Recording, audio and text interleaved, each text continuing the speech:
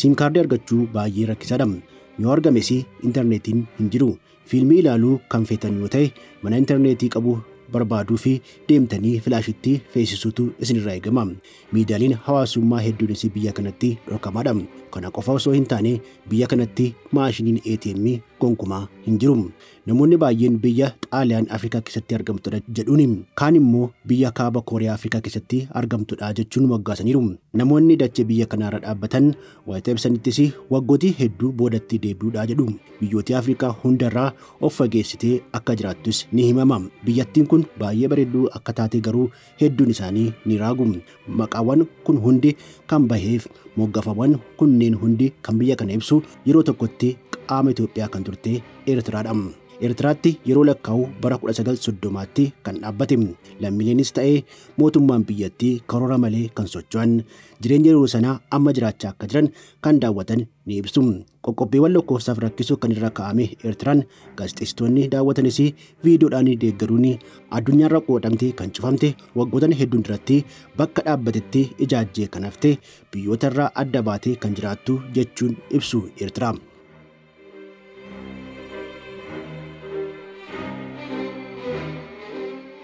Nagaa akkam jirtu hordoftoota chaanalii ajaa'ibaa keenya. Har'aaf duraanii kutaa biyya keenyaa kan taate amma immoo biyya ollaa keenyaa kan taate waa'ee Eertiraa yaadaan isin daawwachiifna. Gaazexeessitoonni biyya alaa biyya ollaa Eertiraatti argamanii waan nuuf qoodan dhimmoota ijoo dubbii guddaa ta'an kun ta'uu hin danda'a kan jechisiisan osoo waan tokko ittiin dabalinii fi hin hir'isin isiniif qoonnam. Mitswaa hanga Asmaraatti Eertiraan maal fakkaatti? Haalli jireenya lammiilee ishee akkami? Kan jedhanii dhiheenyatti namoota biyyattii daawwatan kan nuuf qoodan qindeeffanneerra. Ragaaleewwan isin tilmaamuu hin dandeenyee fi ajaa'ibsiisaa ta'anis akka dhandhamaattan abdii qabna. Hanga xumura sagantaa keenyaatti nu waliin turaa.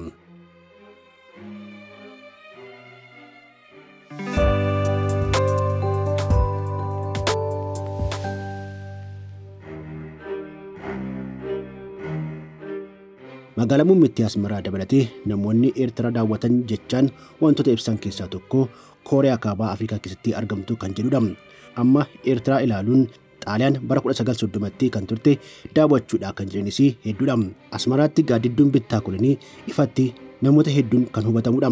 Raabsaan boba'aa fi handhuura Asmaraatti ni argama. Siinimaan Empaayer dabalataanis siinimaan Roomaas ni argamu. Nyaatawwan aadaa Xaaliyaan kan ta'an piizzaa fi ispaagetiin Asmaraatti bakka hundatti ni argamu. Maakkiyaatoon immoo akka malee dhugama. Konkolaataan umurii fi seena qabeessaa fe'atis baay'inaan daandii irratti ni marmaarsu. Lammiilee Eertiraa fi intarneetiin akka qananiitti ilaalama.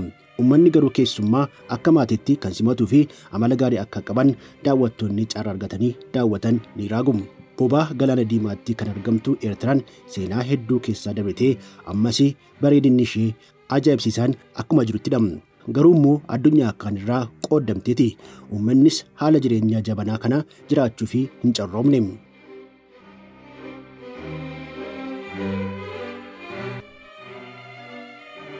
Asmaraatti daandiiwwan gurguddoo namoonni daawwatan taajjabbii isaanii wata. Miidiyaaleen qoodanis maaliif daandiiwwan ishee nama dhaban? Namoonni eessatti galan jedhanii waayita gaafatanis dhaga'amaniiru.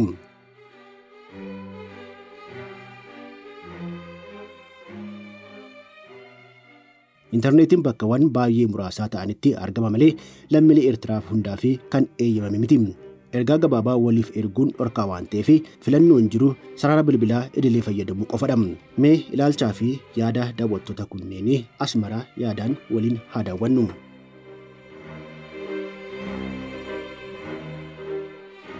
Handhuura Asmaraatti gamoon Fiyaat Aleeroo jedhamu ni argama. Kunis Xaaliyaan biyyattii bittaa kolonii bulchaa wayitaa turan bara 1938tti gamoon ijaarame kun boba'aa raabsuu fi kan hojjetamee fi yeroo ammaattis Asmaraan mallattoowwanii fi ibsawwan ishee ta'uun tajaajilaa jira. Siidaa Eiffel Tower keenyaati jechuunis ni waammatu. Mallattoon Asmaraa kan biraan immoo siinimaa Roomaadha. Siinimaan kun akkasuma bara bittaa koloniitti kan ijaaramee fi lammiileen Xaaliyaan bara 1937tti akka ijaaran ni himama. Yeroo sanatti wayitaa ijaaramu fiilmiin kan itti ilaalamu ta'us amma garuu tajaajila isaa jijjiirrateera. Yeroo ammaatti indastiriin fiilmii fi tiyaatiraa baay'ee kan dadhabee waan ta'eef manni guddichi Sinimaa Roomaa bunaaf shaayiin kan itti dhugamudha. Taphaawwan kan akka Pirimeer Liigii Ingiliz kan itti agarsiifamanidha. Sadarkaa isaarraa gadi bu'ee jechuudha. Bakkaawwan akka Sinimaa Roomaatti namoonni maakiyaattoo fi ispreesoo dhuguu fi wayitaa walitti qabamanis akka Finfinnee yookiin magaalota birootti namoonni hundi xiyyeeffannoon isaanii bilbila harka isaanii irratti miti. Intarneetiin qananii ta'ee akka barbaadametti waan hin argamnee fi hundumtuu firaa fi aanteesaa waliin waan garaa waliin dubbatu malee.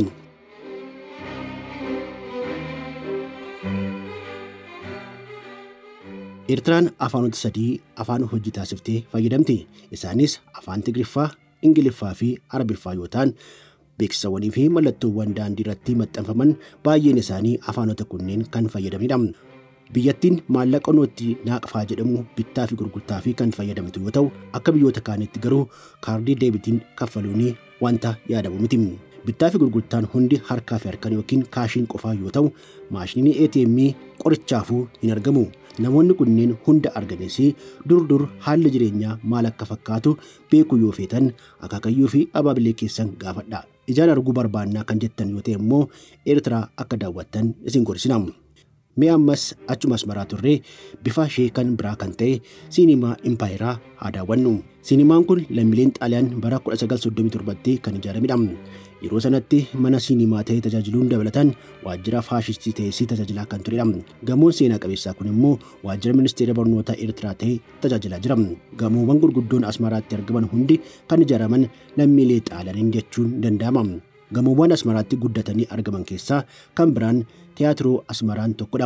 Bara 1918tti kan ijaarame gamoon kun yeroo ammaatti irra jireessaan tajaajila kaaffee kennuu irratti argama.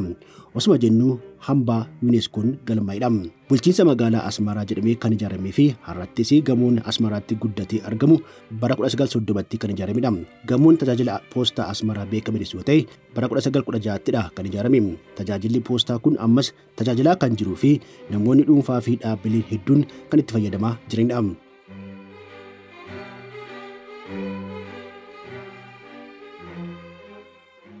Dhiibbaan seenaa Xaaliyaan gamoowwan qofaan kan daangeffame miti. Naannawaan Asmaraa hundatti nyaatawwanii fi dhugaatiiwwan Xaaliyaan aadaa umrii dheeraa biyyattii ta'aniiru. Kaaffeen hundi piizzaa fi ispaagetii dhabee hin beeku. Nyaata filatamaa jalqabaati. Nama tokko ija isaa dunuunsitanii kaaffeewwan Eertiraa tokkotti osoo geessitanii Xaaliyaan Room keessan jira jedhee mormuun isaa waan hin ooledha. Lammiileen Eertiraa cichanii kan dubbatanis piizzaa fi ispaagetiin keenya kan Xaaliyaan tuffachiisaa ni jedhu. Guyyaa guutuu maakkatoo abbuuqqachaa ooltu. Wayita galgalaa immoo piizzaa yookiin ispaagetii ni soorattu. Wanta mi'aawwan yoo barbaadan immoo kan Xaaliyaan tuffachiisaa kan jiran mana aayiskiriimii Itaaliyaan jeellaattoo qabu. Asmaraatti wanti hundumtuu Xaaliyaan irraa kan dhaalamedha. Waa'ee konkolaataa kan kaafne yoo ta'e immoo konkolaattonni Xaaliyaan umrii dheeraa qabanis har'as daandiiwwan Asmaraatti ni marmaarsu. Bara 1953tti kan oomishaman konkolaattonni Fiyaat daandiiwwan Asmaraatii fi wanta keessummaa ta'e miti. Konkolaattota Fiyaat umrii dheeraa qaban konkolaachisaa boba'aan yoo jalaa dhumate buufata boba'aa itti raabsamu seena qabeessa Fiyaat alii yeroo deemuun kan waraabbatanii hedduudha. Itoophiyaa dabalatee kutaalee addunyaa birootti intarneetii magaalattiitti dhiisaatii baadiyyaattuu eenyumtuu fayyadamaa jira. Eertiraatti garuu magaalaa guddittii Asmaraatti kun wanta salphaatti argamu miti. Egaa jaarraawwan 21ffaa kanatti namni tokko intarneetii malee akkamittiin jiraata? Jabana kanatti intarneetii fi miidiyaan hawaasummaatiin alatti jireenya akkamittiin jiraatamaa gaaffiin jedhu ka'uu mala. Kan ta'e Eertiraatti namni tokko intarneetii fayyadamuun dirqama yoo ta'e filannoon qabu kaaffeewwan intarneetii muraasa ta'an keessaa tokkotti deemuun sa'aatiin kaffalaa fayyadamuudha filannoon jiru. Mana intarneetii kana akkuma bahaniin quunnamtiin addunyaa waliin qaban battalumatti addaan citaa jechuudha. Mana intarneetii deemanii kaffaltiin wayita fayyadamanii wanti hunduu akka barbaadametti kan argamu miti. Miidiyaaleen hawaasummaa hedduun mootummaan kan cufamanii fi fayyadamuuf immoo VPN qopheeffachuun dirqamadha. Fiilmii ilaaluu kan feetan yoo ta'e immoo manneen intarneetii kunneen irraa fiilmiiwwan filattan akka buufattan taasifamee gara manaatti fudhachuun ittiin bashannantu.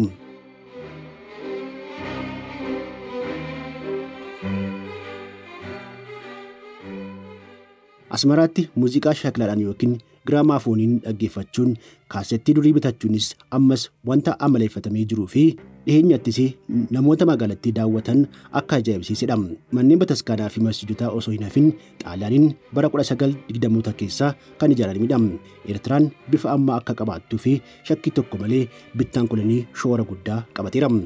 Seenaa duubatti deemnee xiqqoo kan ilaalle yoo ta'e Atsee Yohaannis Arfaffaan erga aangoo irraa kufaniin booda Atsee Minilik aangoo wayita qabatanitti ergamaan Xaaliyaan waliin waliigaltee wucaalee ni mallatteessu. Akkuma beekamutti keewwanni 17 garaagarummaa dubbii ni uumti. Hayyoonni fi namoonni hedduun waraana Adwaatii fi akka sababaatti kan kaanis waliigaltee wucaalee kanadha. Garuu immoo waliigalteen kun sababii hin taane turre. Keewwanni 17 waliigaltee kana madda dubbii haa ta'u malee sababni duraa garuu fedhii babal'ina Xaaliyaan ture. Waraanni kun ka'umsa kana ergaaf taasifameen booda Atsee Minilik laga Marab ce'anii Xaaliyaan waraanuu hin feene. Kanaan boodas Xaaliyaan kutaa Eertiraa laga Marab achii qabatee Eertiraa jettee moggaasuun bulchuu jalqabde. Bittaan kolonii Eertiraa yeroo kanattidha kan eegale. Waggoota 50 fi Eertiraan haala kanaan bittaa kolonii jala turteetti. Yeroo kanatti Xaaliyaan Jarman waliin firoomte.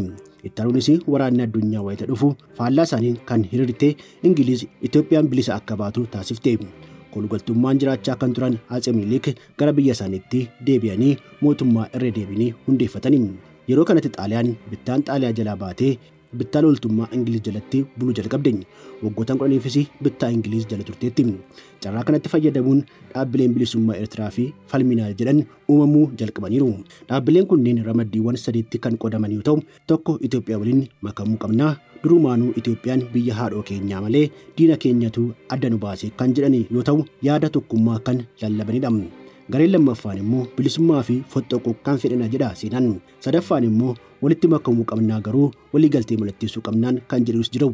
Kan ta'e Eertiraan fulbaana 1946tti Federeeshiniin Itoophiyaa waliin akka makamtu taasifameera. Haa ta'u malee tokkummaan kun hanga dhumaatti deemuu hin dandeenye. Yeroo garaa garaatti wal dhabdeen uumamaa dhufani.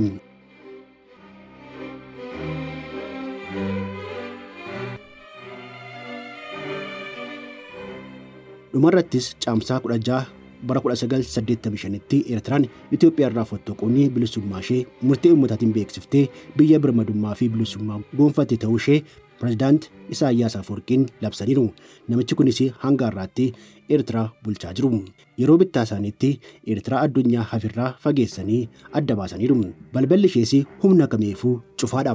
Seera isaanii fi bittaa isaanii fi mijatu baasaa labsii fi dambii fedhan raggaasisaa ummata isaanii cunqursaa bitaa jiru jechuun komatamaa jiru. Eertiraatti lammiin hundinuu tajaajila loltummaa akka kennuuf dirqamni kaa'ameera. Eertiraarraa karaa addunyaa kamiinuutti balali'uu fi eeyyama addaa argachuun dirqamadha. Eertiraan teekinooloojii waliin kan wal mufatte walitti dhufeenya addunyaarraa addaan kan baate taasisaniiru Isaayyaas Afwerqiin. Yeroo ammaatti biyyattii kanatti daldalli kamiyyuu kan raawwatamu qaamaan walitti dhufuunidha. Daldalli toora intarneetii gonkumaa kan yaadamu miti. Osuma jennu Asmaraa daawwachuufis ta'ee gadhiisanii deemuu fi eeyyamni addaa qondaaltota mootummaa dirqamadha.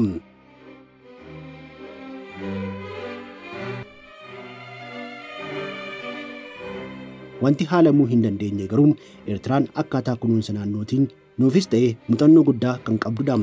Namni hunduu kosii mana isaatii baasee gatuu fi itti gaafatamummaa guddaa qaba.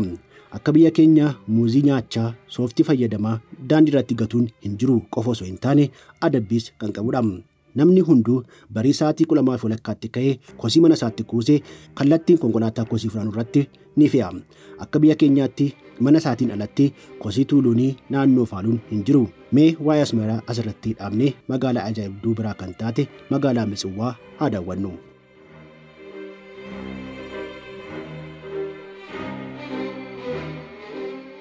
Bobaa Galaana Diimaa keessatti kan argamtuu fi gaarreewwaniin kan marfamte Mitswaan magaalaa seenaa qabeettii haala teessuma lafaa hawwatoo kan qabdudha. Buufata qarqara galaanaa akkuma taatetti durirraa kaastee hanga har'aatti magaalaa hawwatamtuu ijoo hedduu keessa kan jirtudha. Seenaa keessattis Ottomaan Tarkii hanga Gibx, Xaaliyaanii hanga Ingiliiziin walirraa fuudhuun magaalaa bitamtedha. Sababa waraanaa yeroo garaagaraatiin Mitswaan akkaataa umrii fi bakka itti argamtuutiin guddachuu fi badhaadhuu hin dandeenye. Haala itti argamtus qabeenya uumamaatiin kan badhaatee fi haala teessuma lafaa bareedaa kan gonfatte taatus magaalaa waraanaan diigamte fakkaatti. Mitsiwwan bakkaawwan hawwata turizimii gurguddoo qabaattus mootummaan Isaayyaas Afwerqi sirna bulchiinsaa balbala cufanii buluutti fayyadamuutiin turistiin tokkoyyuu deemee daawwachuu hin dandeenye jechuun ni danda'ama. Sirna bulchiinsaa boodatti hafaa kanaatiinis Eertiraan maashiniin ATM kan ittiin argamne, kaardiin kireeditii abjuu kan itti ta'e, intarneetiin baay'ee daangeffamaa biyya itti taate taasiseera. Lammiileen ishee kanneeniin hadheeffatanis carraa gatanitti fayyadamuun biyya ba'uu fi yaalii cimaa ni taasisu. Biyyattiin yeroo ammaatti uummata miliyoona 3.5 akka qabdu kan himamuu fi yoo ta'u carraawwan adda addaatiin kan biyyaa bahanii miliyoona 1 ol addunyaa irratti faffaca'anii akka argaman ni tilmaamama.